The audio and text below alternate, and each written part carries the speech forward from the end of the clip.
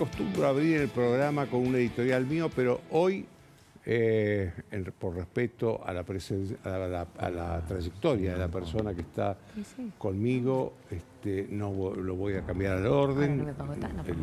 El editorial va a ser después. El juez Juan Carlos Maqueda, y yo le digo el juez Maqueda porque siempre le dije juez y fue juez hasta hace menos de 2 meses, y le seguiré diciendo el juez Maqueda porque así es como corresponde después, porque es un hombre que estuvo 22 años como juez de la Corte Suprema de Justicia.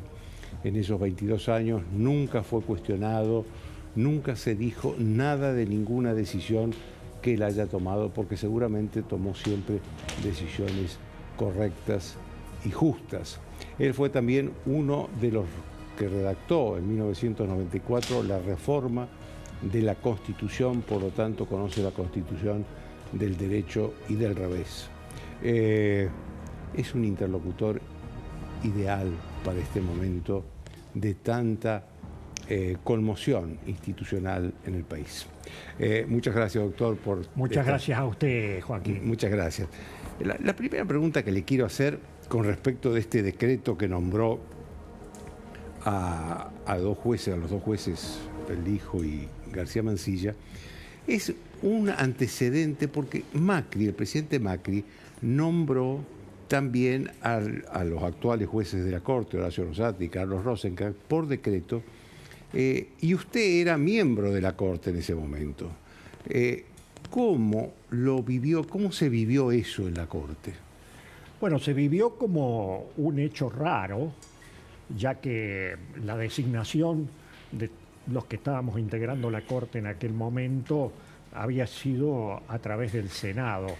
Pero si uno lo compara con lo que estamos viviendo en este momento, aquello tiene diferencias muy grandes. La primera diferencia que tiene es que en el decreto mismo de designación de los doctores Rosati y Rosenkrantz estaba contemplado en un artículo 1 designarlos por decreto en comisión y en un artículo 2 elevar los pliegos al Senado. La segunda gran diferencia es de que Macri a esto lo hacía a los 10 días de haber asumido. En diciembre. Es decir, que tenía 3 meses. A los 10 días de haber asumido, había 3 meses por delante, no se daba el debate que se da hoy en día, donde este decreto de necesidad, decreto, porque no es decreto de necesidad urgente, este decreto presidencial se lleva a cabo a 3 días de que comiencen las sesiones ordinarias. Claro. Y después la gran diferencia de esto es que tanto los doctores Rosati como Rosenkrantz estuvieron en un término de 3 o 4 meses Rosati y de 4 o 5 meses Rosenkrantz en el Congreso, específicamente en el Senado, cumpliendo con la manda constitucional, y así se pudieron integrar a la Corte en paridad con los otros cortesanos. Claro, es decir, que llegaron a la Corte cuando ya tenían el acuerdo del Senado, no antes. No antes, no. En el caso de los dos, tanto Rosati como Rosenkrantz, no eran jueces y por lo tanto podían jurar en cualquier momento. Ahora, estamos en una situación nueva, que es que hay uno de los jueces es juez federal. Sí. Y hay una discusión de si la Corte le puede tomar en comisión juramento a un juez que tiene acuerdo del Senado para otra función. Bueno, la decisión final siempre va a estar en manos de quienes han sido hasta hace poco tiempo mis pares. Los miembros de la Corte. Los miembros de la Corte. Yo no recuerdo haber vivido una situación semejante. Por lo tanto, lo que sí uno recuerda es la jurisprudencia de la Corte en ese sentido. Una jurisprudencia que hay que ir a la década del 70, en 1975, donde la Corte fijó una posición que un juez de primera instancia, el apellido no lo recuerdo, era algo así como Nicholson, una cosa por el estilo, un juez de primera instancia que paradójicamente era juez federal, igual que el doctor Lijo, y estaba en la misma situación que el doctor Lijo, había recibido por un decreto en comisión ser camarista. Pedía seguir con el cargo de juez de primera instancia y la Corte le dijo que no.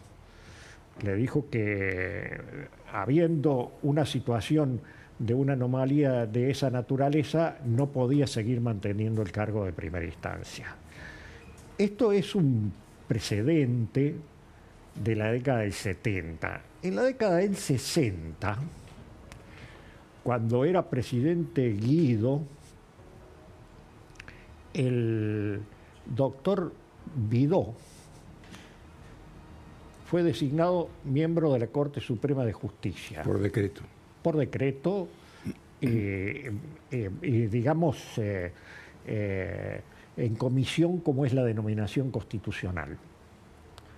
El doctor Vidó era camarista federal. Y cuando fue designado a la Corte, también mantuvo el cargo de camarista federal, pero cuando el Congreso en el año 64 no le dio el acuerdo, el Senado más propiamente dicho no le dio el acuerdo, el doctor Vidó perdió el cargo de la Corte y el cargo de camarista federal.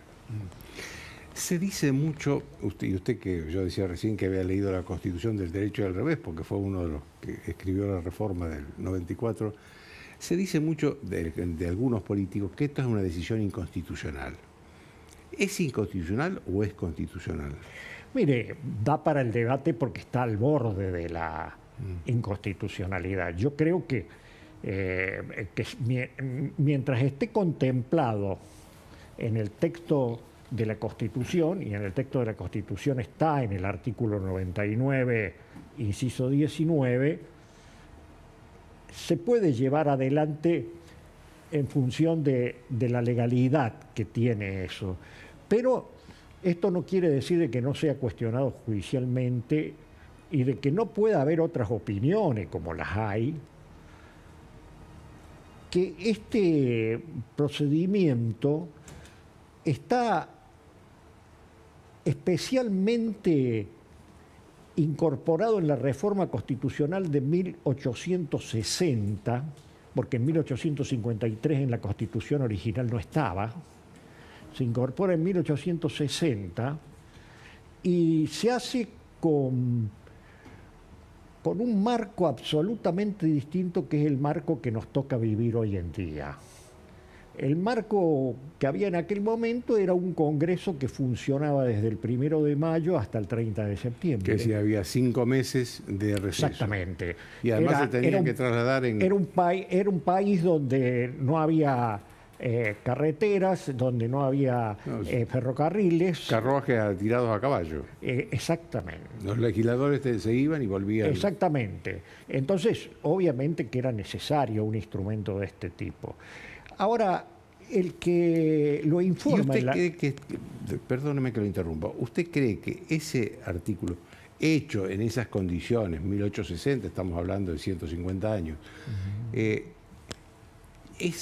tiene vigencia hoy en este país donde las distancias son a 2 horas de avión?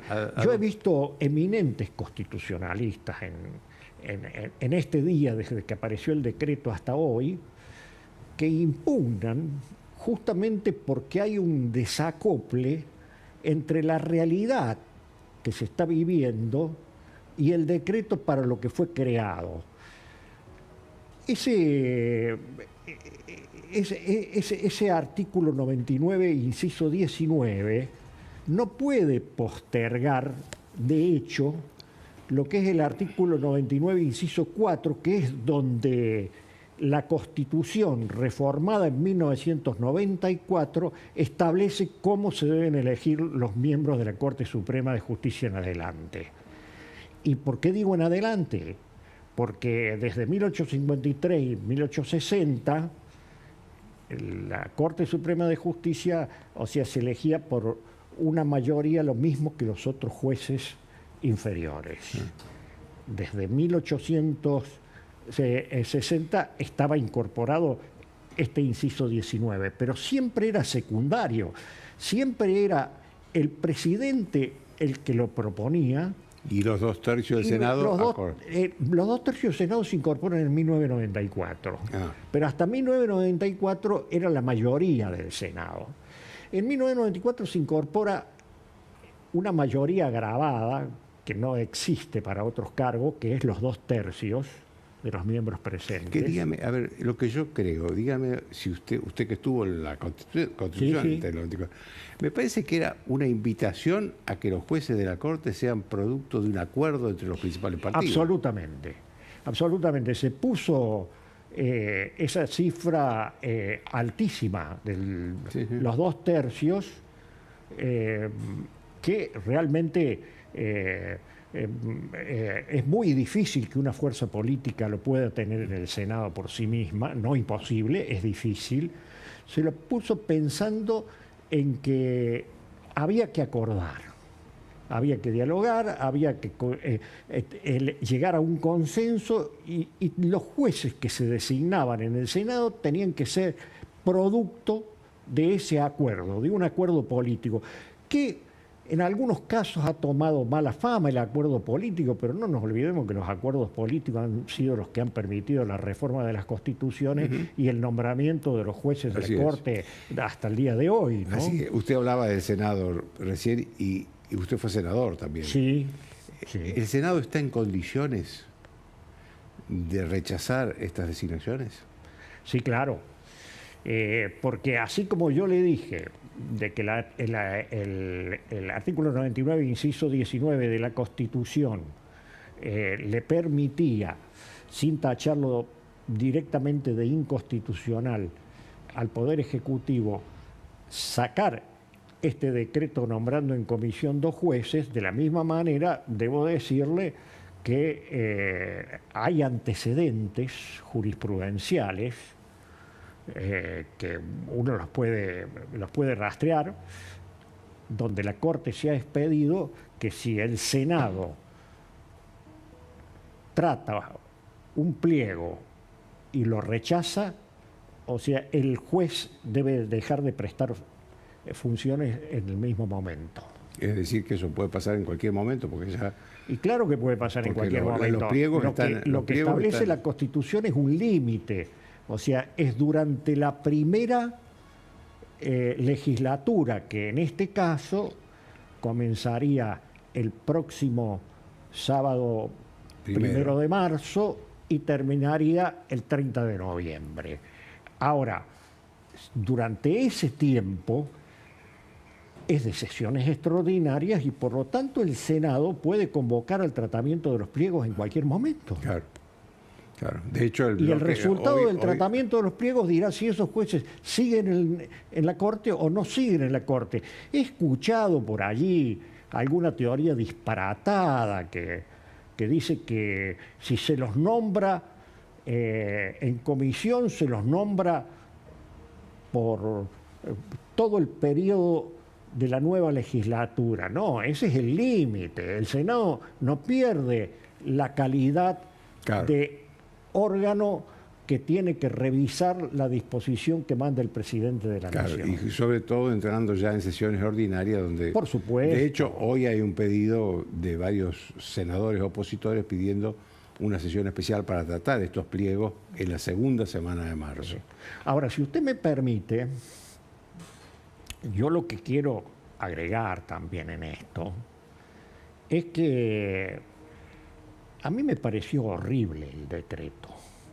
Más allá de las 2 personas que van a integrar la Corte Suprema, a las cuales las trato con sumo respeto, porque yo soy un defensor de las instituciones democráticas, soy un defensor de la división de poderes y soy un defensor de la Corte Suprema. Y no podría defender a la Corte Suprema y hablar mal de los futuros integrantes de la Corte Suprema. Por eso es que yo digo, es horrible la actitud del Poder Ejecutivo, es horrible la actitud del presidente de la Nación, que a 3 días de que comiencen las sesiones ordinarias, toma esta decisión cuando no se trata, como ellos lo han tratado, de justificar de que si el Congreso no lo trató, o en el Senado en este caso Bueno, más específica, no lo trató el ministro de Justicia dijo hoy durante el año pasado, entonces nosotros tenemos que apelar a esto. Yo no sé en qué lugar de la Constitución está esto. Esto no es así. O sea, los pliegos tienen que seguir en el Senado y se tiene que seguir dialogando, se tiene que seguir buscando un acuerdo. Ese es el espíritu de la Constitución. Hablando de eso, usted, y tal vez poniéndolo en este contexto de lo que ha hecho el presidente, usted está preocupado por la situación de las instituciones en la Argentina. ¿A qué se refiere exactamente a estas cosas? Por ejemplo, lo que ha hecho el presidente. Yo tengo una visión que no es propia, sino que muchos analistas políticos en este momento lo están haciendo, que en los últimos tiempos en el mundo está en boga una característica fundamental con respecto a los gobiernos, que es el acceso de los gobiernos por la vía democrática y después la transformación dentro de la vía democrática en una autocracia. O sea, el ejemplo que más uno puede dar rápidamente es el ejemplo de Trump en Estados Unidos. Claro. O sea, yo veo de que tenemos un presidente que accede por la vía democrática, pero que apela a mecanismos de concentración de poder como no se han visto nunca en la vida del pueblo americano.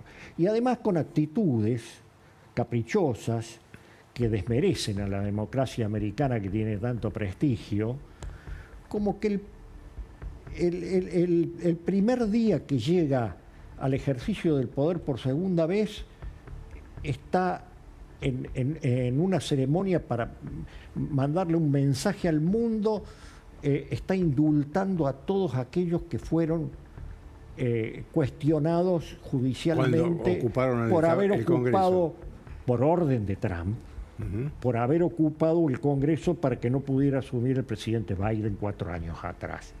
Me parece detestable, me parece que eso es de un nivel democrático. ¿Y usted cree que eso se contagia en el mundo y también claro, nos puede contagiar a nosotros? Porque uno ve que hay una tentación en Europa misma. Si uno sigue la trayectoria de Víctor Orbán, que es el primer ministro de Hungría, o sea, se encuentra con un hombre que ya ha subordinado la justicia o el poder judicial, que allá no es poder judicial, que allá es la justicia, la ha subordinado totalmente al poder ejecutivo.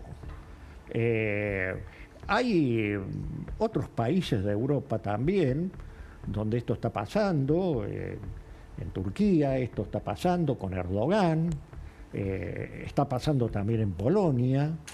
Y ahora lo tenemos dentro de nuestra América Latina, porque también lo tenemos en México, con toda una cobertura que es la democratización de la justicia, pero realmente es elegir a los jueces por vía de los partidos políticos directamente. A mí todo eso me lleva a reflexionar, más allá de la situación internacional propia que hoy se está viviendo, donde Trump tiene un abandono de lo que era la política norteamericana tradicional en lo que es la guerra de Ucrania. Bueno, pero Milei lo siguió acá. Sí, me pareció espantoso. Y yo le diría que ese seguidismo realmente nos deja sin política internacional a nosotros. Es decir, que usted cree que en este momento la Argentina carece de política internacional. Y yo creo que sí. Al no tener coherencia, creo que sí. Y el peligro está latente en el mundo a través de la concentración de poder de estas figuras mesiánicas. Y a mí no me gusta que esto suceda en la Argentina. En la Argentina hoy estamos viviendo en democracia, no hemos llegado a un nivel de exageración tan grande, pero hay una baja calidad institucional. La baja calidad institucional se nota en el abuso de los decretos de necesidad y urgencia, se nota en el abuso de los vetos, se nota en la no sanción del presupuesto por parte del Congreso de la Nación, que no es un antojo, es lo que manda la Constitución. Claro. En su artículo 75, que Claro, no se puede gobernar el país debe tener no se un puede presupuesto. gobernar sin presupuesto o tomando el presupuesto del año pasado. Son jugarretas de corto plazo esas. Lo mismo que también me parece de que hay un abuso por parte del presidente de un lenguaje descalificador a propios y ajenos, que no es propio de la democracia. Hay que tratar con respeto a los propios y hay que tratar con respeto a los ajenos. Y creo que cuando la violencia empieza por la vía del maltrato a las personas, termina como uno no se lo hubiera imaginado, en el peor de los autoritarismos. Yo creo que no podemos calificar, cuando no nos gusta, a los legisladores de ratas, que no podemos pedirle al Congreso que haga lo que yo quiero, sino descalificarlo total y absolutamente. Y ahí es donde yo veo que está faltando consenso, que está faltando un espíritu democrático para ir a consensuar. Yo no veo que haya otro camino por parte del Poder Ejecutivo que tratar de imponer las cosas. Y digamos la verdad, el Congreso durante este año le ha sido muy bueno, ha sido para con el presidente, ha sido muy bueno para con el presidente. Realmente, sin pedirle nada, fuerzas políticas que no tienen nada que ver con su origen lo han acompañado y le han sacado muchísimas de las propuestas que le ha mandado. Doctor, le agradezco muchísimo su presencia. Yo se lo agradezco a usted. Ha sido un placer hablar con usted. Yo me voy a hablar con mis colegas.